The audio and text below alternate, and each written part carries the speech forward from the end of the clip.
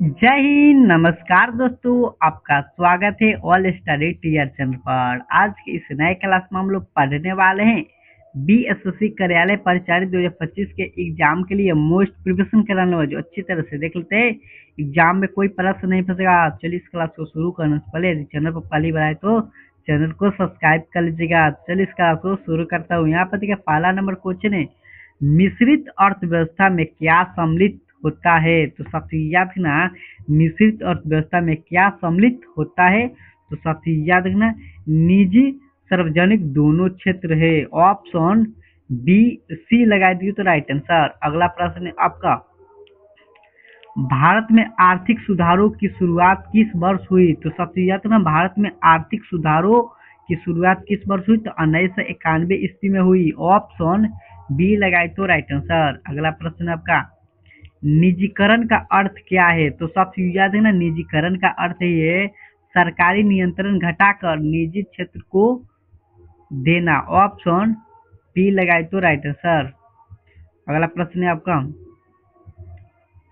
Liberalisation का मतलब है? तो साथियों ना, लिबरलाइजेशन का मतलब है, तो साथियों ना, व्यापार में प्रतिबंध कम करना। ऑप्शन बी लगाए तो राइट आंसर। अगला प्रश्न है आपका,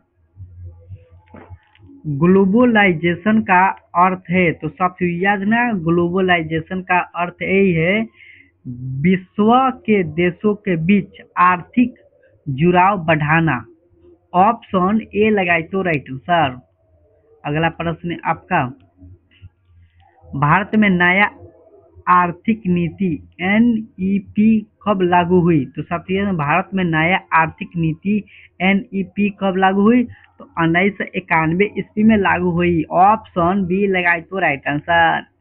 अगला प्रश्न है आपका, नीति आयोग का गठन किस संस्थान की जगह हुआ? तो साथियों नीति आयोग का गठन किस संस्थान की जगह हुआ? तो साथियों योजना आयोग के गठन योजना आयोग के जगह हुआ। ऑप्शन ए लगाए तो राइट आंसर।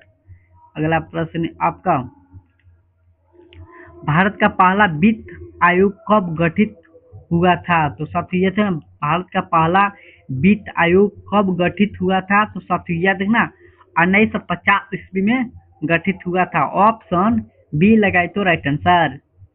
अगला प्रश्न आपका, वित्त आयोग का कार्यालय कितने वर्षों का होता है? तो साथियों ना, वित्त आयोग का कार्यालय कितने वर्षों का होता है?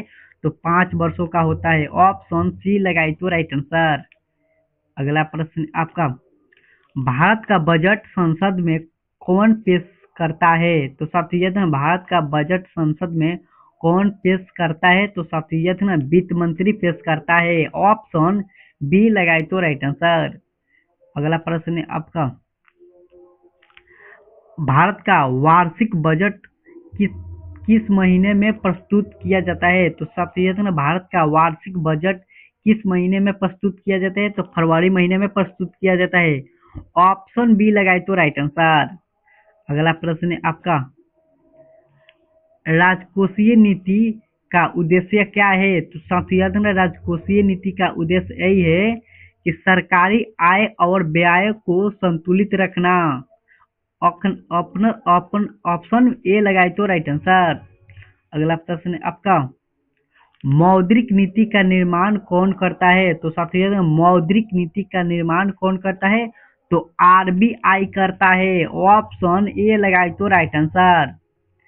अगला प्रश्न है आपका, भारत में नोटबंदी का प्रभाव क्या था? तो साथियों ना, भारत में नोटबंदी का प्रभाव यही था कि नकली नोटों पर रोक लगी। ऑप्शन बी लगाए तो राइट आंसर।